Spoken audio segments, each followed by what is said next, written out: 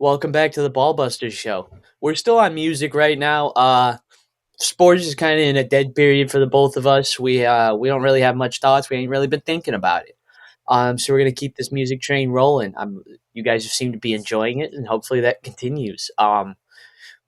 Recently, I've been seeing these Twitter posts. It's called About You Music. It's a collection of albums and artists, and it kind of explains your music taste. There's prompts, and it's what are the things that make you as a music fan click? And we kind of we looked at it. It was like 24 albums, and we were like, we could get there, but this is going to be a 2 hour long episode, and we decided we're going to trim it down a little bit. We got down to 15 different categories. There's going to be a music artist in there. There's going to be a soundtrack in there, and with those two things aside from that, it's straight albums. We're just discussing albums, and I think you guys are kind of going to get a taste of what we've been listening to, recently, or just what those foundational pieces. And I'm gonna kick it over to Lawrence for our first category. This is a very exciting prompt. Um, this whole video. Our first category here is going to be Bad Day Cure. This one was a little tough for the both of us. I landed on something I'm happy with. I know there's a last minute decision on the other side that I'm very interested to see how that plays out. But I went with No One Sings Like You Anymore by Chris Cornell. Chris Cornell, rest in peace, one of the greats, one of my goats. Sure you feel the same way. Mm. This is a cover album that he did. Saw, incredible songs like Patience, Showdown, Nothing Compares to You, Get It While You Can, just to name a few. Um, he does such a great job with every single song. And I think off the top of my head, Patience is one that I particularly like in this album. The rendition that he gives, Chef's Kiss, right? These are songs that Chris Cornell, his voice just in general kind of gives you that feeling like everything's gonna be okay. Mm. And that was my thought process with this one. That is such a good answer, Lawrence. That is a fantastic answer. Nothing Compares to You might be my favorite vocal performance on a song ever. It brings tears every time I Yeah. listen to it. Um, I went a completely different direction on this one. I was sitting here. We like to FaceTime while we do these, like while we get our thoughts down. And I'm sitting here, and it took me forever to get what I listen to on a bad day. Like, what do I do to fix a bad day? And I realize I don't. If I'm having a bad day, I'm putting on sad music and I'm wallowing in it, and that's what gets me through. Um, it's not I don't cure my bad day by having good vibes around me. I cure it by working through that bad vibe and That makes working through sense. that bad feeling. And I landed on Sports by Modern Baseball. That album, front to back, is beautiful. It is a great, great Midwest emo album.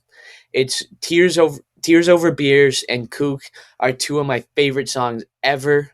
Redo is awesome. It's it's what I go to when I'm having that bad day and I need something to sort of pull me out of it.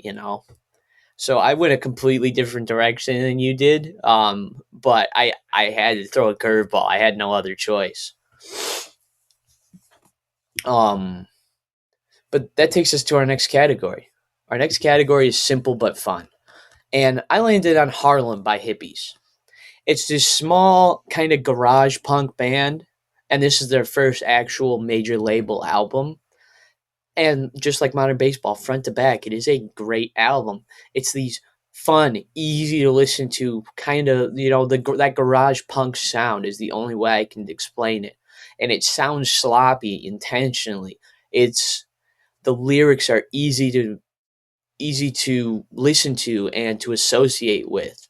Like you can put yourself in the scenarios of each of these songs, and it's just I highly recommend it to anybody. That album has been a favorite of mine for a long time at this point. Interesting. I haven't heard that one. Um, I went with Tried and True, Dookie by Green Day. This one again, there's so many fun songs in this one. Basket Case, When I Come Around, Welcome to Paradise. This is a song that you can groove to, or an album that you can groove to.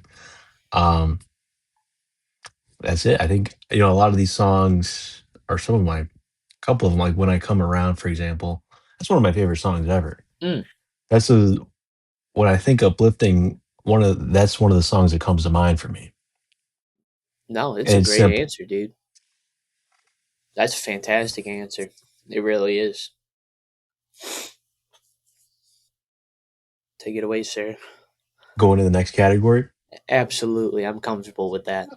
Next we have Not Usually My Thing. This one was a little interesting for me. I went with Revival by Light the Torch, Ooh, okay. metal band. I think, yeah, I metal would say band. I so. don't know what kind of category they are, metal, I think, but I'm not a huge metal guy. But when I do look to scratch that itch, there's a couple songs in this album that I go to. For example, Calm Before the Storm, The Great Divide, Safety of Disbelief. These are great songs. It almost kind of covers that territory of like in your first category. Um, if I'm having a bad time and I want to listen to some music that's kind of gonna get me in that Mm. headspace of like it's not gonna uplift me, but it's gonna kind of help me work through it. Those are a couple songs that really get me in that mood. It's a fantastic choice. Like I'm not super familiar with that music, but I definitely know some of their tunes. Yeah, And for you to say that, it is entirely different than anything you listen to. So like I love the way you went with that. And once again, me and you went entirely different directions. But I think you're gonna totally agree with me as well.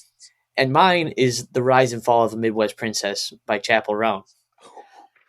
I do not listen to any pop. Pop is my least listened to genre, but that album absolutely does something for me. And I think it always will. I remember that summer, I'm hanging out at Lollapalooza waiting for my sister to get out, and Chaperone's playing. I'm standing there, I'm throwing frisbee with my buddy, just, waiting for the hours to pass so we can drive her home. And Chaperone was playing, and it was a vibe. It was such a vibe. It captured me. And I deep yeah. dove the album, and frankly, it's entirely different than anything I've ever listened to. But I always enjoy the album when it comes on. It it is a great album. It is. There's some great songs on there. I know Chaperone's a little controversial these days, but A little bit. this is a banger. I am so happy with the way that you went with this. That was the easiest one for me to choose. That was the easiest category for me to fill out. Um, but going on to a hard category, we got the underrated album category. And I took it a step deeper and I went with an underrated artist. Now, with us making music videos, I am going to try and work this band in everywhere I possibly can. It's Walking Blue, and it's their first ever full studio length album, Postcards and Love Letters. I adore Walking Blue as a band, as as an artist, as people, just down to the most basic levels, interacting with them. They are just the shit. They absolutely are. And this album, I feel like, should be up there for everybody. In my brain, it's kind of like how Dude Ranch is a great album by Blink 182, but then Enema of the State and Leave Your Pants and Jacket at the Door really blew them up. Like, this is that first album that really should have taken it to that next level. And people are like, when people find Walking Blue and they start to get big, because in my opinion, they will get big. This is the album people are going to go back to and be like, wow, they were great from the beginning. Yeah, I've heard a couple of their songs. You sent me those. It is a great band. They do some great stuff over there. Um, I went a similar route to you here. I Mm, went with a band that is not well known, yeah. but that I thoroughly enjoy. The album is called El Astronauta. It's by the Quaker City Nighthawks. Um, criminally underrated band again. To me, this is probably their best album. I think there's a a few songs on here that are really just hidden gems, diamonds in the rough, right? Last Great Audit, Sons and Daughters, Medicine Man, Something to Burn.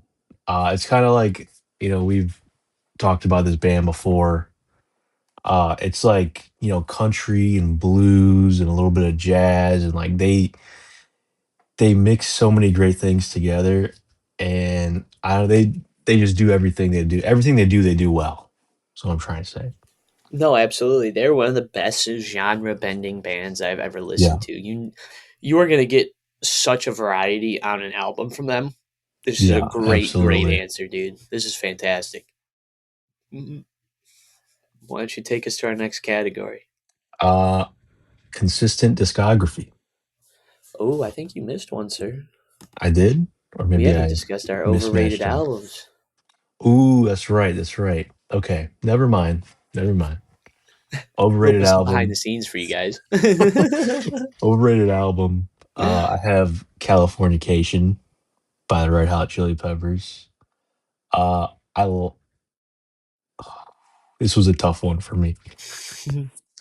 I like a good handful of these songs on this album. Right, like the title track, Californication, Scar Tissue. Um, there's a couple other that I know are kind of I'm blanking on right now, but I think this is an album. I go back and forth on the Red Hot Chili Peppers quite a bit. And this was just kind of where my brain went for this category. I don't know if there's much else that I can elaborate on for this one. No, that's fair. Really, it's another great choice. Like, I'm so in between on the Red Hot Chili Peppers. Some of the songs, like, and sometimes when I'm listening to them, I'm like, this is a jam. This is a great time. Yeah. And other times, it is the least cohesive music I have ever listened to, and really, it didn't need to be made. Yeah. That's my opinion. That is no disrespect to the Red Hot Chili Yeah. Peppers. It's just not my cup of tea sometimes, and that sometimes is most of the time. Um, but I went with Blood on the Tracks by Bob Dylan. This seems to be Bob. If someone's talking Bob Dylan and their favorite albums, odds are people are saying Blood on the Tracks. It has gained, obviously, it had traction before. It's a big album, but in these last couple years, it's came back into the cultural zeitgeist, and I, while I respect it, I do not think it's his best album, and I feel like he has other projects that should be highlighted more. Shelter from the Storm and Tangled Up in Blue are two fantastic, genius songs. But I think a lot of the rest of the album had leaves something to be desired. And in my opinion, albums like the Freewheelin' Bob Dylan and Highway 61 Revisited, like they deserve their flowers just as much, if not more, than Blood on the Tracks does. But they don't get that traction because of that album. Um, which I love the album.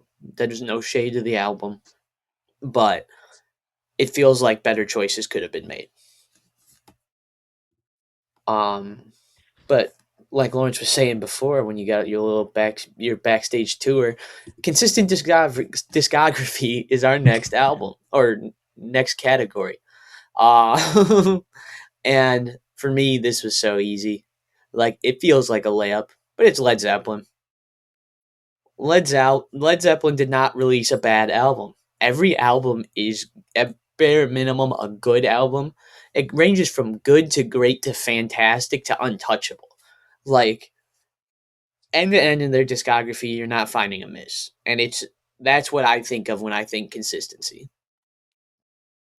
Yeah, I'm gonna save us some time here. I said the same exact thing. Yup, it's a no brainer. Yeah. It's Zeppelin. And this was our last video. I mean, we said this the It last was video too. It was like they don't miss. They never did miss. no Maybe exactly a couple songs, but never an album. no, and even those songs would be high ranking songs in a lot of other Yeah, discographies. exactly. So it's Zeppelin. It's always been Zeppelin. Lawrence, why don't you take us on to our next category? Move us away from here. Next up we have Unique. No? Yes, yes, yes. Unique. Just wanted to make sure that we were on the same page. Understand. No more mix-ups. This one, I had a fun time with this one. The pros and cons of hitchhiking by Roger Waters, his debut solo album, fresh off the heels of leaving and suing and arguing with Pink Floyd, the rest of his bandmates. He made this album, and it is every bit as quirky, as creatively, mind-boggling as you would expect a Roger Waters solo album to be. Uh, One song, an example, probably my favorite song off the album, 5:01 a.m., The Pros and Cons of Hitchhiking. Um, Incredible if you can, get into this kind of thing. Has a nice female backtrack, bizarre lyrics about Yoko Ono and Dick Tracy, and a reference to the little black book from the wall and the Eastern Shore, Eastern Seaboard, whatever. It's incredible. Um, Again, it's one of those things where it's an experience. I definitely think Roger Waters, you can think what you want about the guy, but he is extremely creative, maybe to a fault sometimes, and this can probably be seen in this album. Personally, not super familiar with that project. I'm gonna Yeah, be honest. and I don't blame you. However, I could, like you said, I can only imagine what a Roger Waters solo project looks like when Yeah, he's just finished beefing with the members of Pink yeah. Floyd. Well, I guess the beef never finished, but that's besides the point. Um, I went with 69 Love Songs by the Magnetic Fields.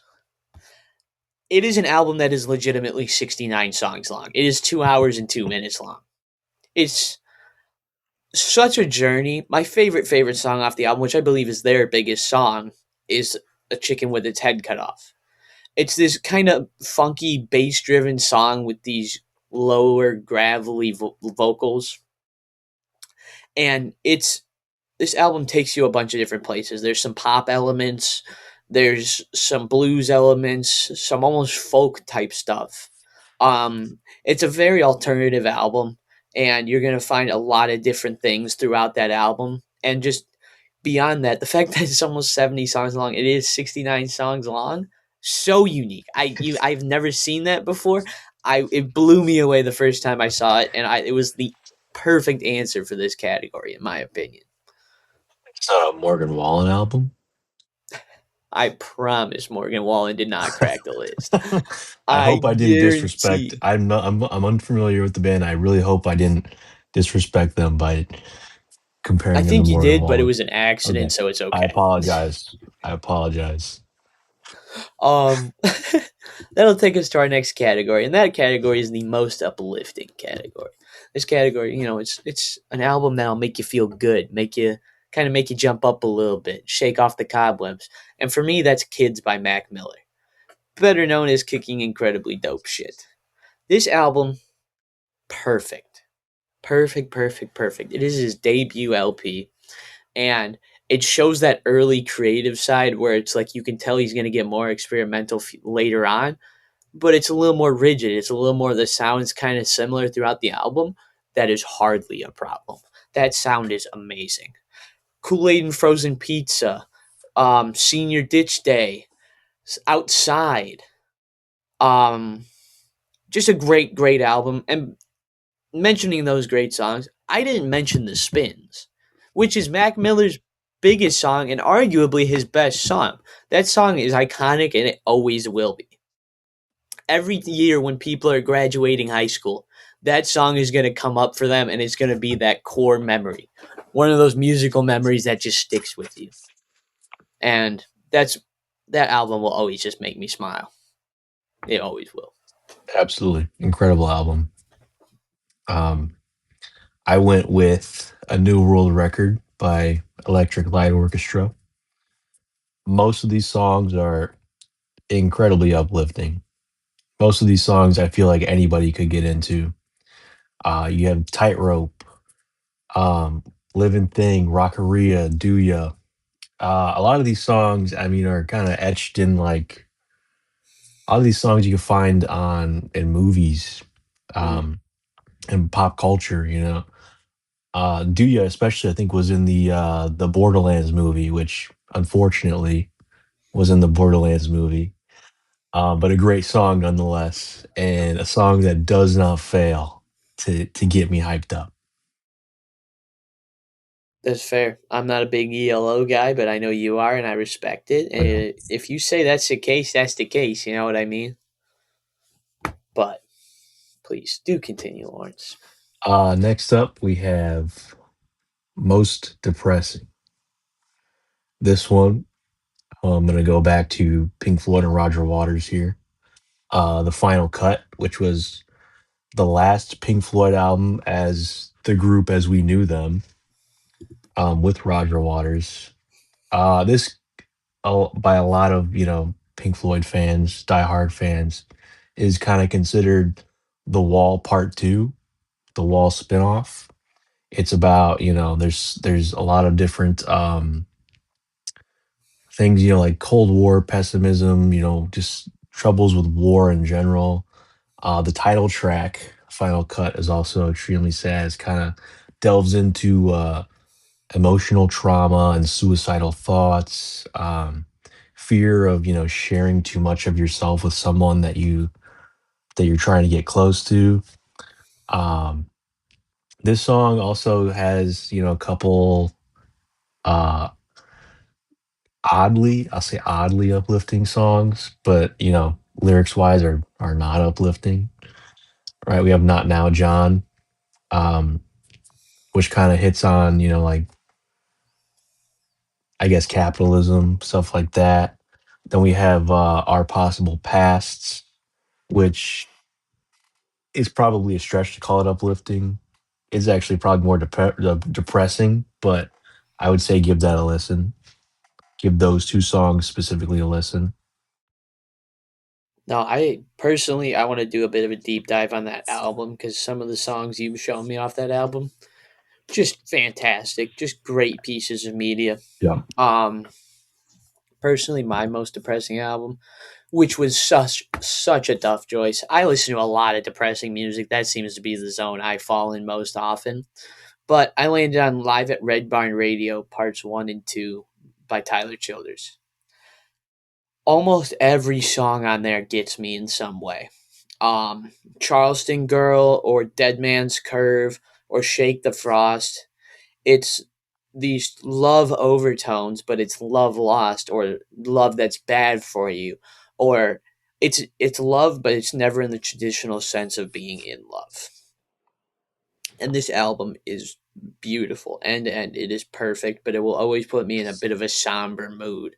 Even the tone, like the instrumental tones, have a bit of a somber feel to them.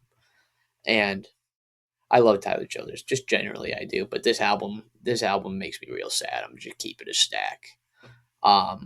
I was actually between this one and another album by him, Bottles and Bourbon or Bottles and Bibles, and that's an incredibly depressing album. You want to get real sad, listen to that album. But in my opinion, this one edges it out a little bit.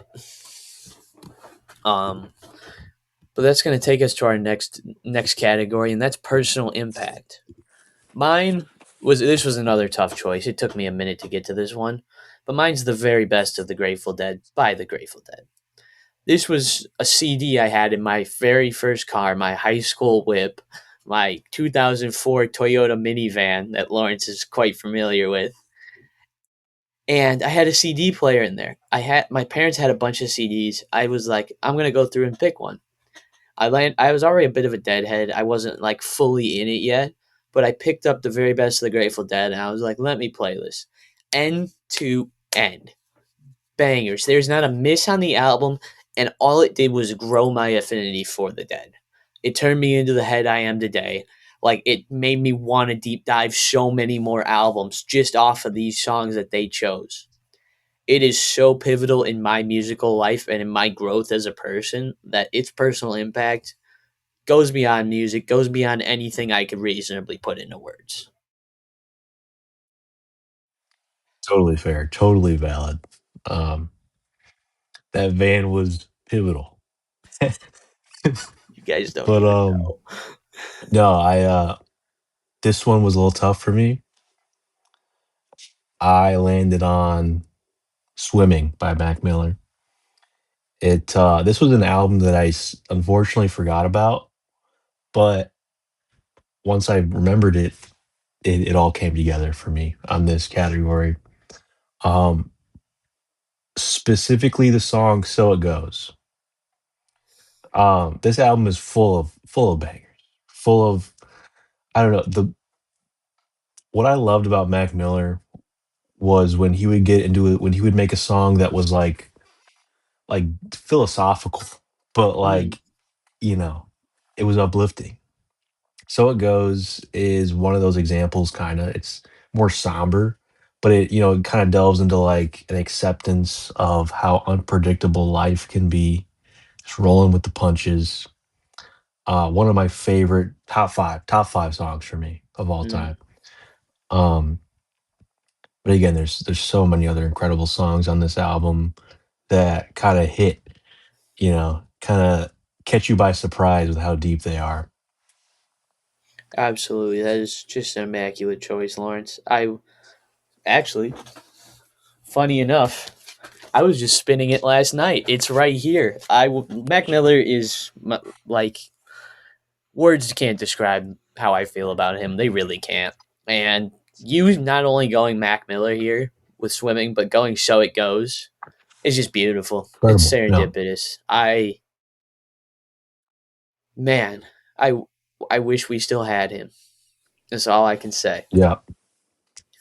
But regardless of that, that is a great, great choice, Yeah, Lawrence. I mean, I and was like, Hurt Feelings, Self Care, Come Back to Earth, 2009, just to name a few. Perfecto, like, jet album fuel. was incredible. Yeah. Jet Fuel. I mean, we could literally name every song on that album and it would Oh, be they're all fantastic, dude. applicable. Yeah. No, I absolutely love that choice by you. But I want to hear about your favorite narrative album. I really would. Um, this one has been this one was easy for me, especially now. There's a couple songs in this album that I've been listening to a lot recently. I went with Animals by Pink Floyd. This album is loosely based on the George Orwell book Animal Farm. Covers the same kind of like animal hierarchy structure that Orwell proposed in his book, where you have like pigs, ruling class, dogs, kind of like the military, or like, and then sheep, regular, ordinary people. Um, Pink Floyd turned this on its head. Orwell it was a critique of the Soviet Union, Stalinism.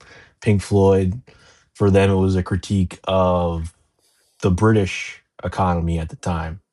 Margaret Thatcher, a couple other people that were personally named. This kind of goes into like they have three songs about the pigs. They have a song about the dogs. They have a song about the sheep. This was one of Roger Waters and the band in general's greater works when it came to a concept album.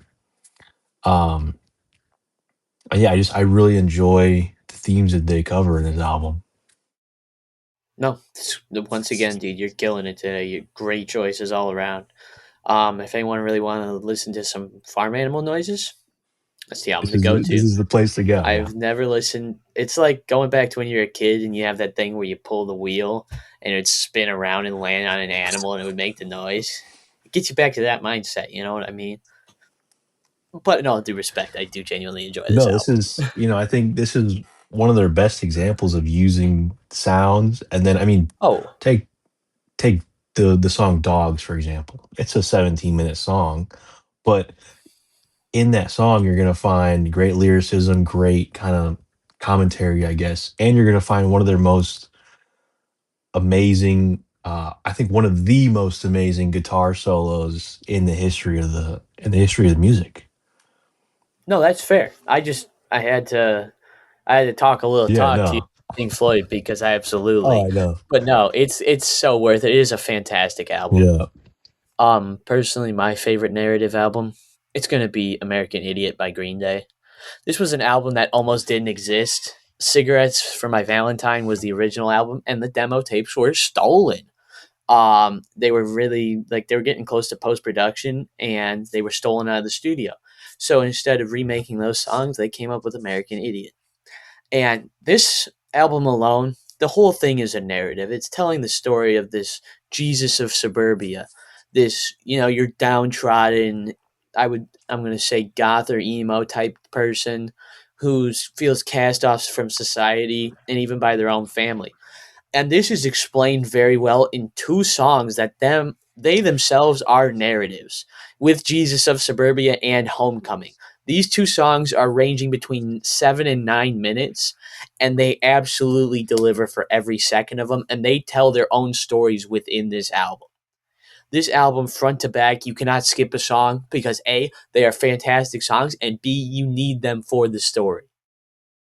And personally, I think She's a Rebel. If you hear that song, you think of some girl you've met in your life that is like, oh my God. Yep. It fits perfectly. But that in terms of a narrative album, I couldn't go any other direction. Incredible. I love this choice. The part that really gets to me about this album is Homecoming, Yep. or like in between Holiday and Homecoming. It's like, you hit your rebel phase, and then you do whatever, and then it's time to come home. It's time to come back and kind of Oh yeah. settle down a little bit, or On kind of a dark note, it reminds me of that time period, which in a way it almost kind of feels like I'm in right now, where it's like, this is going to be super somber, guys. I apologize. But like, you didn't expect to make it this long. Like, I'm sitting here and I was like, I wasn't supposed to be 21. And now it's like grappling with the life choices prior to that. And I think this album encapsulates that type of feeling so well.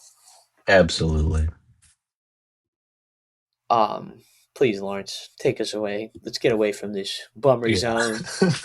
next up, next up, we have favorite soundtrack. Mm.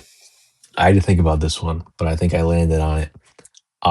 The soundtrack to Halo Reach.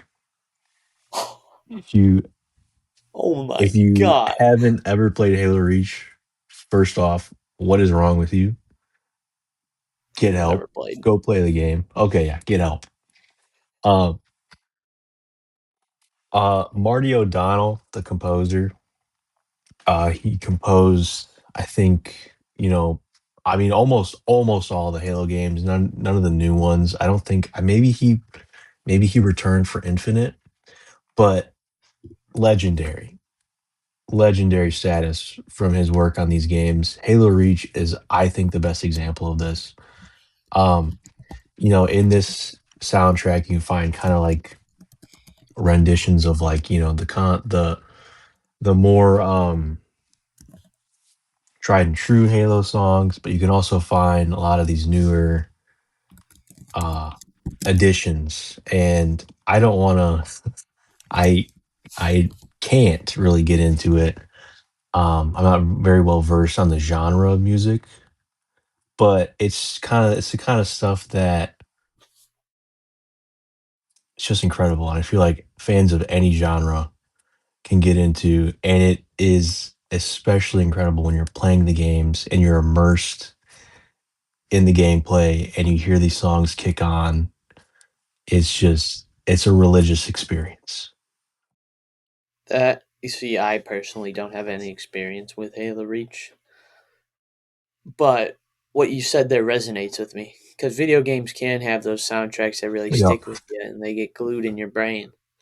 Um, I personally went in a different direction, and I had something down until about 30 seconds ago, when my brain clicked and I realized I was wrong. Originally, I had Pulp Fiction, which is not only my favorite movie, but I believe a genius soundtrack. It really pulls the movie together and does some heavy lifting throughout. But then I remember who made the soundtrack to A Charlie Brown Christmas, and that is the Vince Guaraldi Trio. One of my favorite jazz bands ever. They came out, and not only did they make a perfect Christmas soundtrack, but they made a sensational jazz album. Vince Guaraldi, I will always love, but the work he did for the Charlie Brown franchise for Peanuts as a whole is genius. This album can be listened to any time of the year, and while you have the Christmas overtones, you will listen to it and you will understand that it's just a fantastic jazz album. And I can't believe it took me this long to come to that realization that that is my favorite soundtrack. I should it's sitting in my record collection right next to me. Like I should have locked in a little bit.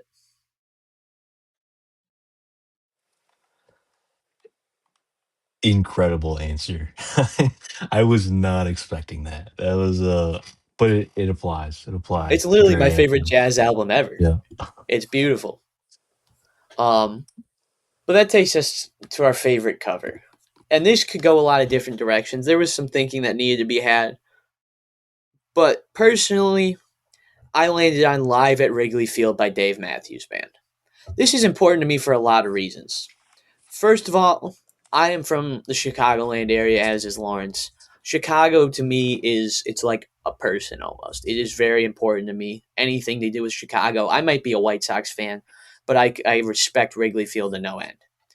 And Dave Matthews Band is one of my all time favorite bands. I put them my second favorite band ever, if I had to guess. And it's so cool to me that the album cover is a picture of the Wrigley Field sign, one of the most iconic pieces of imagery in sports. And it says Dave Matthews Band sold out on the marquee. It is just so cool to me, and it ties together so many aspects of my life that it perfectly encapsulates, in some ways, what I am as a person. And that it, as for such a simple album cover, it does so much for me. Another incredible answer. Hit it out of the park with that one. Um, We're here all night, ladies.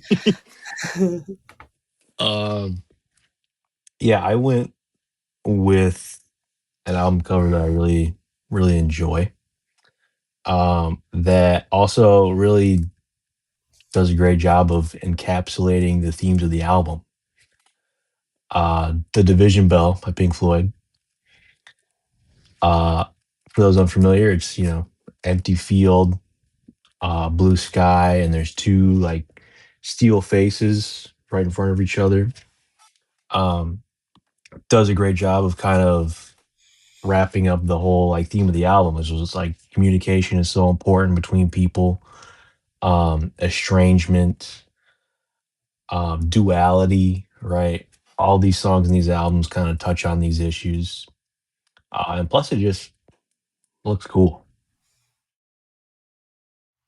No, that's a great choice. That is a fantastic album cover, and I'm totally gonna believe you that it plays in the themes of the album. Because personally, I've never listened to this album, but as soon as you said the title, I knew exactly what album cover you were talking about. That beautiful choice, Lawrence. Take us to our next spot, please. Next up, we have favorite EP. This one I struggle with. I realized I didn't really have any EPs in my whatever you want to call it collection. Um, but I was able to land on one, 21 Guns EP by Green Day. Of course, it contains three songs. The original, of course. There's a live version from I believe Tokyo, Japan. Then there's a cover with a female vocalist. And that one, incredible, incredible. I think that one makes the EP. Honestly, That's dude, great answer. That's an incredible pull. I'm gonna be honest. I completely forgot that existed. That's flowers to you, sir. Flowers to you. Um, Personally, I went for something that is there's a secret with it. It's largely unknown. It's the album "You" by Larry Lovenstein and the Velvet Revival. This is a jazz album, and there's an instrumental song on there. The other four songs do have vocals though. And a couple of months ago, I was in a really deep jazz phase, and I was listening to a bunch of stuff, and their instrumental song came up. Awesome. It was great. I really enjoyed it. Added it to my liked songs on Spotify. couple weeks ago, I'm doing a little digging. I'm like, let me go through that full album. I haven't yet. I realized it was an EP. It was only 5 songs. Great. I'm gonna get this done in like 30 minutes. The first song comes on, and I hear the unmistakable voice of Mac Miller. And I was absolutely blown away. I had to do my research in a heartbeat. This was an album Mac Miller created in 2012 and released it under an alias, Larry Lovenstein, which if anyone's familiar with Mac's alias for producing, Larry the Fisherman, you can see the connection. Um, and it is to its core a jazz album with a little bit of hip hop sensibilities on Mac's vocals. All 5 songs are genius. They're fantastic. I recommend them to anybody.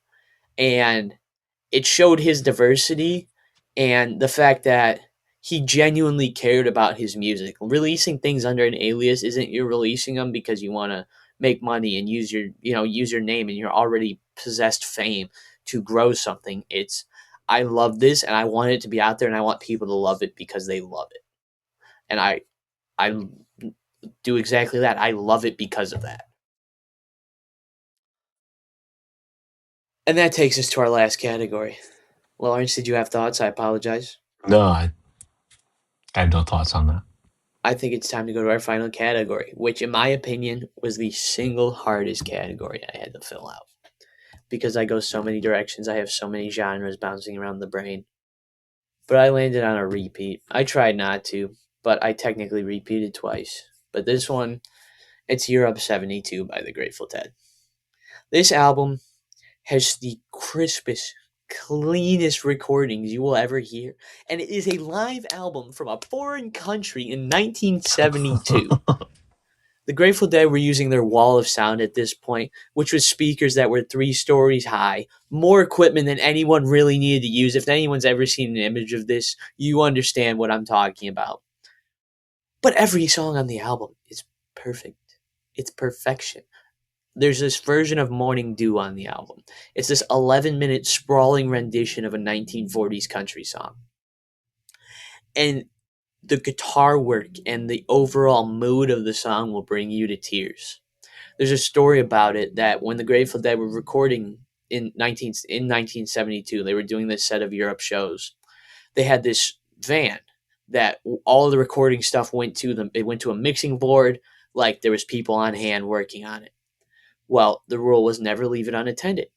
The attendant, the guy working it, left. He had to go fix something on stage. And he's walking back through the crowd to go back to the van. And he hears Morning Dew start. So he turns around and he's like, I'm going to watch this. I've been sitting in the van for all these shows. This is my favorite song. I want to hear it. And Jerry noticed him and gave him like a wry smile and kept playing.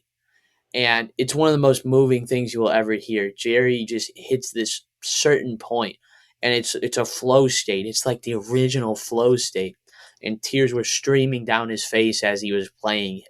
It is beautiful. I encourage anybody out there to listen to that song. That's what does it for me. It's moments like that. No, that's an incredible story. Um, this one was actually the easiest one for me, Crazy. and it's ironic because it kind of touches on the duality between us. Um, I went with the Pink Floyd album. You went with the Dead album. I went with Wish You Were Here. Yep. Probably the most important album of my life. Um, what can I say about this album that I haven't already said? Multiple videos at this point. Uh, Again, Wish You Were Here, the title track alone. Mm, Just an incredible song, one of the greatest songs ever made. Then you have Shine On You Crazy Diamond. Again, one of the greatest, curated examples of Floyd's experimentalism. The way that you can have, kind of sounds, all kinds of different sounds, and then building up to a grand finale, a climax, great instrumentals, great vocals, great lyricism. And you have a cigar thrown in there for fun. Another critique of the music industry. Same thing with Welcome to to the Machine, great critique of the music industry. Um, this album kind of has it all for me, commentary and deep emotional themes. It just does it all for me.